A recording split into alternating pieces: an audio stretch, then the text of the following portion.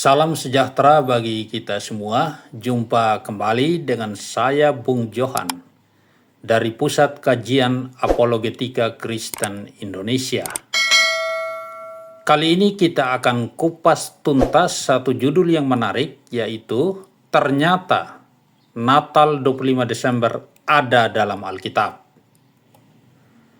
Bapak Ibu, saudara-saudara yang baik hatinya, perihal tanggal dan bulan kelahiran Yesus telah menarik perhatian para pemikir di seluruh dunia, khususnya akhir-akhir ini setelah berkembang menjadi perdebatan hebat. Padahal pada abad-abad awal gereja tidaklah demikian, karena mereka memiliki data-data dan bukti-bukti sejarah yang otentik, seperti yang sudah saya uraikan dalam video saya yang lainnya. Mereka yang kontra terhadap tanggal 25 Desember sebagai hari kelahiran Yesus mengatakan tidak ada tertulis dalam Alkitab Yesus lahir pada tanggal 25 Desember. Ya, ini alasan yang paling sering dikemukakan saudara-saudara. Karena itu hal inilah yang akan kita selidiki, yang akan kita buktikan kebenarannya secara biblikah. Ya, apakah benar Yesus lahir pada tanggal 25 Desember atau tidak? Maka untuk membuktikan hal tersebut, kita harus merangkai data-data biblika yang otentik. Kita harus merangkai pasal-pasal kejadian dalam Alkitab, pasal-pasal waktu yang terekam di dalam Alkitab, yaitu seputar kelahiran Yesus yang terkait langsung dengan peristiwa tersebut. Lalu kita menghitungnya untuk membuktikan apakah memang benar Yesus lahir pada tanggal 25 Desember atau tidak. Jika benar dan terbukti menurut data-data Alkitab dan metodologi perhitungan yang tidak dapat diragukan, maka kita tidak perlu bimbang lagi. Berarti kelahiran Yesus pada tanggal 25 Desember benar-benar ada dalam Alkitab. Sehingga hal tersebut boleh dikatakan bukan sekedar klaim, tetapi sesuatu yang sangat alkitabiah. Hal inilah saudara-saudaraku yang telah mendorong kami dari Pusat Kajian Apologetika Kristen Indonesia untuk melakukan verifikasi faktual terhadap data-data biblikal yang ada guna membuktikan tentang kebenaran tanggal 25 Desember melalui perhitungan yang cermat. Dan akhirnya kita berhasil merangkai pasal-pasal tersebut. Kita berhasil merangkai data-data biblikal dengan sangat baik, serta menemukan cara perhitungannya dengan akurasi yang menakjubkan. Di sini kita bicara bukti-bukti Alkitab yang diteguhkan dengan fakta-fakta sejarah dan sains, bukan asumsi atau sekedar pendapat kosong tanpa dasar. Saudara-saudaraku yang baik hatinya, baiklah kita akan mulai begini perhitungan dan pembuktian secara alkitabiahnya. Yang pertama, atau fakta biblika yang pertama, yaitu petunjuk 24 rombongan imam. Pencatatan 24 rombongan imam dalam Alkitab yang bertugas di Bait Suci merupakan petunjuk penting sehubungan dengan waktu kelahiran Yesus, saudara-saudaraku. Mengapa penting? Karena nanti akan terkait dengan waktu tugas Imam Sakaria sebagai imam dari rombongan Abia, yaitu rombongan yang ke-8. Jadi Imam Sakaria ini adalah kelak menjadi ayah dari Yohanes Pembaptis. Ya, dari sini kita dapat menyingkap tabir ya, kebenaran yang ada di balik peristiwa tersebut. Ya, hal ini sebagaimana tercatat dalam 1 Tawarik 24 ayat 1 dan ayat 7 sampai yang ke-18. Ayat yang pertama bunyinya demikian, inilah rombongan anak-anak Harun. Anak-anak Harun ialah Nadab, Abihu, Eleazar, dan Itamar. Ya, yang jadi imam itu dari anak-anak Harun. Ya, terus berlanjut ya sampai di kemudian hari. Kemudian Nadab dan Abihu mati, saudara-saudaraku. Sehingga yang memegang jabatan imam selanjutnya adalah keturunan dari Eleazar dan Itamar. Ya, caranya rombongan-rombongan ini nanti diundi. Ya, kita baca ayat yang ke-7. Undian yang pertama jatuh pada Yoyarib. Yang kedua, Yeyada. Selanjutnya yang ketiga dan seterusnya. Lalu ayat 10b yang ke-8 pada Abia. Dan seterusnya sampai pada rombongan yang ke-24 pada ayatnya yang ke-18. Saya menekankan yang rombongan ke-1 dan ke-8 karena yang ke-1 adalah awal mulai tugas yang jadi penentu, dan yang ke-8 adalah rombongan Abia di mana Imam Sakaria nanti ada di dalamnya. Dalam 1 tahun, satu rombongan mendapatkan jatah tugas di Bait Suci selama 2 minggu. 1 minggu dalam semester pertama, ditambah 1 minggu lagi dalam semester kedua. Sehingga rinciannya seperti ini. 24 rombongan dikali 7 hari sama dengan 168 hari. 168 hari dikali 2, ya, 2 itu karena 2 periode tugas atau 2 semester. Nah, maka kita mendapatkan angka 336 hari. Seharusnya dalam 1 tahun kalender bulan ada 354 hari. Kemana yang 18 harinya? 18 hari itulah yang dibagi untuk para rombongan tugas bersama pada 3 hari raya utama, sehingga pas menjadi 354 hari dalam 1 tahun. Nah, itu fakta yang pertama. Sekarang yang kedua, fakta biblika yang kedua, Imam Sakaria dari rombongan Imam Abia. Ayatnya ada di dalam Lukas pasal 1 ayat 5, 8, dan 9. Bunyinya begini, pada zaman Herodes Raja Yudea adalah seorang imam yang bernama Sakaria dari rombongan Abia. Istrinya juga berasal dari keturunan Harun, namanya Elisabet atau Elisefa. Fakta dalam ayat ini membuktikan bahwa Imam Sakaria suami Elisabet berasal dari keturunan Harun juga dan termasuk dalam struktur rombongan imam ke-8, ya. Jadi Sakaria suami Elisabet dari keturunan Harun, ya, sehingga dia masuk dalam struktur rombongan imam ke-8 yaitu rombongan Abia. Sebagaimana tertulis dalam 1 Tawarik 24 ayatnya yang ke-10b yang ke-8 pada Abia katanya. Ya. Kemudian Lukas 1 ayat 9. Selanjutnya 11 dan yang ke-12.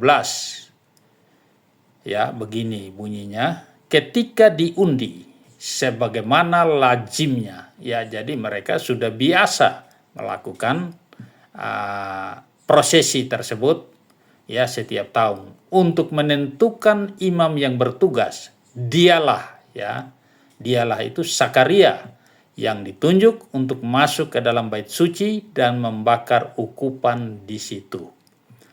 Maka tampaklah kepada Sakaria seorang malaikat Tuhan berdiri di sebelah kanan mezbah pembakaran ukupan. Melihat itu ia terkejut dan menjadi takut. Ya, silakan Bapak Ibu baca sampai ayat ke-22, di mana dalam perjumpaan dengan malaikat Gabriel, ya, malaikat Gabriel menyampaikan perihal kelahiran Yohanes Pembaptis. Kapan peristiwa perjumpaan Gabriel dengan imam dari rombongan ke-8 ini terjadi? Ya, disinilah pentingnya kita mengetahui dulu kapan rombongan pertama atau Yoyarib ini bertugas. Sehingga nanti dibagi satu minggu, ketemulah rombongan yang ke-8. Ya, itu sesuai dengan struktur dan fakta yang ada di dalam Alkitab, saudara-saudara. Flavius Josephus yang hidup pada tahun 37 sampai 100 Masehi, seorang sejarawan Yahudi yang sangat terkenal, ya, atau sejarawan kawakan Yahudi, memperkenalkan dirinya dalam autobiografinya bahwa ia adalah imam dari rombongan Yoyarib. Ya, yaitu rombongan imam pertama dari 24 rombongan imam keturunan Harun, ya, di dalam bukunya Life 2 atau 2. Dan ia menyebutkan bahwa urutan dan nama-nama rombongan imam sejak zaman Daud, ya, sejak zaman Daud tetap terjaga apa adanya sampai zaman PB. Ya, ada di dalam bukunya ANT 7.2366. Itu fakta yang kedua. Sekarang fakta biblika yang ketiga. Kapan rombongan imam pertama mulai bertugas? Ya, saudara-saudara. Mengetahui kapan rombongan imam Yoyarib mulai bertugas merupakan kunci dalam memecahkan teka-teki kelahiran Yesus. Karena nanti kalau mulainya asumsi, saudara akan mendapatkan hasil yang asumsi juga. Kalau mulainya tingkat akurasinya tinggi, maka saudara akan mendapatkan hasil yang akurasinya tinggi juga. Ya, sekarang kita mulai dari 2 Raja-Raja, pasal 25 ayat 8 sampai 9. Bunyinya begini, dalam bulan yang kelima pada tanggal 7 bulan itu, ya, bulan kelima itu bulan Ab. Itulah tahun ke-19 zaman Raja Nebukadnezar, Raja Babel. Datanglah Nebuzaradan, kepala pasukan pengawal pegawai Raja Babel, ke Yerusalem. Ia membakar rumah Tuhan, rumah raja, dan semua rumah di Yerusalem. Semua rumah orang-orang besar dibakarnya dengan api. Pengepungan Yerusalem oleh Nebuzaradan dimulai pada tanggal 7 bulan Ab, sebagaimana disebutkan dalam kitab 2 Raja-Raja di atas. Dan itu terus berlangsung sampai tanggal 10 bulan Ab, sebagaimana disebutkan dalam Yeremia 52 ayat 12 sampai ke 13. Ya, jadi ada konfirmasi, ada saling melengkapi antara yang 2 Raja-Raja sama dengan yang Yeremia. Ya, dan api mulai disulutkan ke bait suci tepat pada tanggal 9 bulan Ab, yaitu menurut Traktat Ta'anit 29a, ya, sumber Judaism. Karena itu penghancuran bait suci pertama pada tahun 586 sebelum Masehi dan penghancuran bait suci kedua pada tahun 70 Masehi sama-sama jatuh pada tanggal 9 bulan Ab. Tanggal inilah yang diperingati oleh umat Yahudi sebagai hari tragedi dalam hari raya Tisha B'Av, ya, dan dijadikan sebagai hari berkabung bagi umat Yahudi. Jadi setiap tanggal-tanggal segini ini mereka sudah awas-awas, saudara-saudaraku. Umat Yahudi selalu waspada karena peristiwa yang sama, peristiwa penghancuran, peristiwa yang menyedihkan sering menimpa mereka. Selain kehancuran bait suci pertama dan kedua pada tanggal 9 Ab, ya pada tanggal-tanggal segini sebagaimana yang saya katakan, terjadi peristiwa menyedihkan. Misalnya tentara Roma menghancurkan pemberontakan Bar Kokhba dan membunuh sekitar 100.000 orang Yahudi terjadi pada tanggal 9 Ab. Orang-orang Yahudi diusir dari Inggris pada tahun 1290 juga terjadi pada tanggal 9 Ab. Orang-orang Yahudi diusir dari Spanyol menurut dekret Alhambra pada tahun 1492 juga terjadi pada tanggal 9 bulan Ab. Termasuk peristiwa Holocaust di Jerman, jika ditelusuri pencetus awalnya, juga ada keterkaitan dengan hari tragedi 9 Ab. Selanjutnya, saudara-saudaraku, keterangan penting terkait piket rombongan pertama atau Yoyarib, ya, kita fokus ke sini. Kapan rombongan pertama ini mulai bertugas? Keterangan pertama datang dari Seder Olam, The Rabbinic View of Biblical Chronology, 1998, halaman 264, mengatakan bahwa rombongan yang bertugas pada saat itu, pada saat Bait Suci Salomo dihancurkan, adalah rombongan Yoyarib. Keterangan kedua datang dari Talmud Yerusalem. Ta'anit pada poin tentang puasa mencatat perkataan bersejarah Rabbi Yose ben Halafta tahun 150 Masehi, bahwa pada tahun 70 Masehi Bait Suci diserbu oleh tentara kafir pada tanggal 9 bulan Ab, dan pada saat itu yang bertugas adalah rombongan Imam Yoyarib.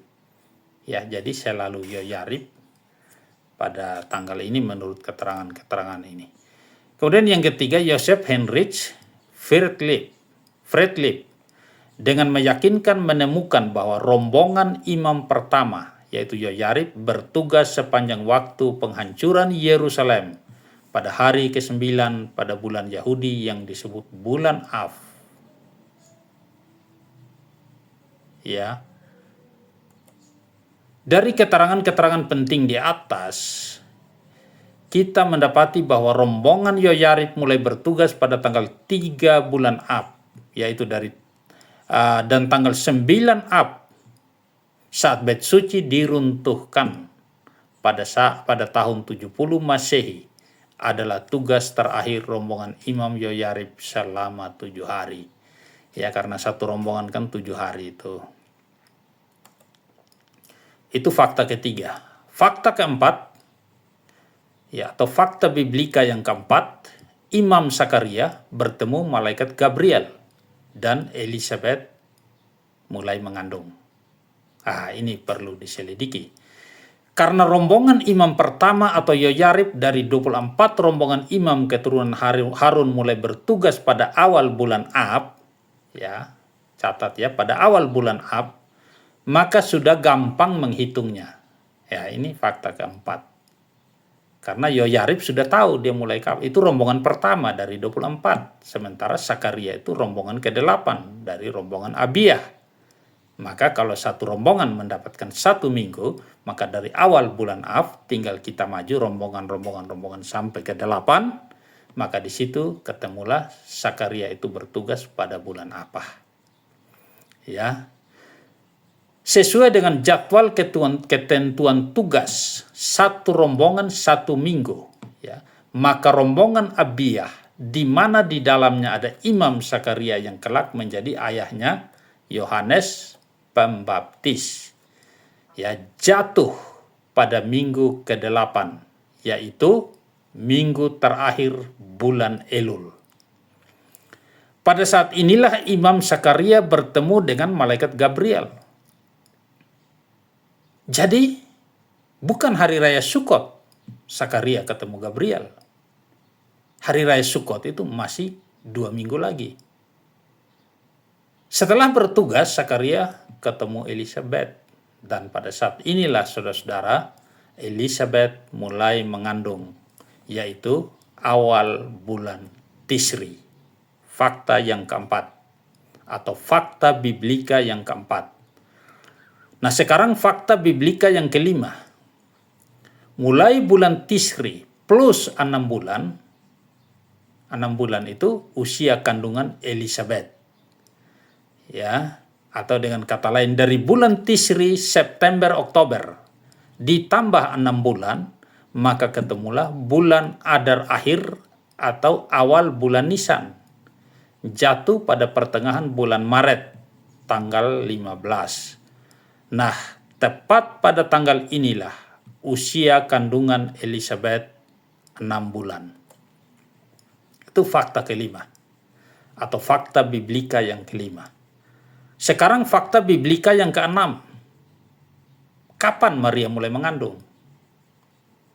Ya, saudara-saudara, semua yang saya sampaikan ini adalah fakta-fakta yang ada di dalam Alkitab, yang ada ayatnya, dan ayatnya ada di dalam Alkitab. Maria menerima kabar baik dari malaikat Gabriel dan mulai mengandung pada saat Yohanes dalam kandungan sudah berusia 6 bulan, ya, kata Alkitab, kata Injil. Lukas 1 ayat 26 dan 36. Ayat 26-nya berbunyi begini, pada bulan ke-6 Tuhan menyuruh malaikat Gabriel ke kota Nazaret untuk menyampaikan kabar gembira kepada Maria. Pada bulan ke-6. Ini bukan bulan ke-6 Yahudi, sebagaimana disangka oleh beberapa pendeta, melainkan bulan ke-6 kehamilan Elizabeth. Ya, dalam teks asli itu antara ayat 25 dan 26 itu tidak ada terpisah oleh judul. Ya, judul itu hanya ditambahkan untuk memudahkan pembacaan saja, saudara-saudara, ditambahkan belakangan, tapi dalam aslinya itu nyambung. Maka ketika dia mengatakan pada bulan ke-6, itu artinya pada bulan ke-6 kehamilan Elizabeth. Ya, hal ini dibuktikan di dalam ayat 36-nya. Ya, jadi ayat menjelaskan ayat. Bukan ayat dijelaskan dengan asumsi. Ayat dijelaskan dengan dugaan, dengan pendapat, bukan, tapi ayat menjelaskan ayat. Ya, dalam ayatnya yang ke-36, kata malaikat Gabriel kepada Maria, sanakmu itu, ya. Jadi Gabriel ngomong kepada Maria, sanakmu itu, yaitu Elizabeth, sedang mengandung seorang anak laki-laki, dan inilah bulan ke-6 bagi dia. Maksudnya, bulan ke-6 kehamilannya, bukan bulan ke-6 Yahudi. Dalam fakta biblika yang kelima, kita sudah dapatkan bahwa tepat tanggal 15 Maret, usia kandungan Elizabeth itu 6 bulan. Sehingga kita tinggal tambahkan 9 bulan 10 hari. Ya, 9 bulan itu pada tanggal 15 Desember ditambah 10 hari, maka dia menjadi 25 Desember. 9 bulan 10 hari itu adalah usia kehamilan manusia menurut ilmu medis atau sains. Maka dengan sangat akurat kita mendapatkan tanggal 25 Desember. Ya, dan fakta biblika yang ketujuh, kita menemukan akurasi biblika 25 Desember. Inilah peristiwa ajaib dan perhitungan yang alkitabiah bagi kita. Suatu pertunjukan akurasi biblika dan akurasi sains yang sangat menakjubkan kepada dunia. Jadi mulai hari ini tidak ada lagi yang koar-koar bahwa Natal 25 Desember tidak ada di dalam Alkitab. Fakta-fakta, pembuktian-pembuktian di atas, mulai dari fakta 1 sampai 7, semuanya berdasarkan fakta-fakta yang alkitabiah, otentik, dan terlalu sulit untuk dibantah. Akhirnya, Bapak Ibu, saudara-saudara yang Tuhan kasihi, kami dari Pusat Kajian Apologetika Kristen Indonesia mengucapkan selamat Natal 25 Desember 2024. Untuk mendukung pelayanan ini terus eksis, silakan di-subscribe, like, dan share. Tuhan memberkati kita semua. Amin.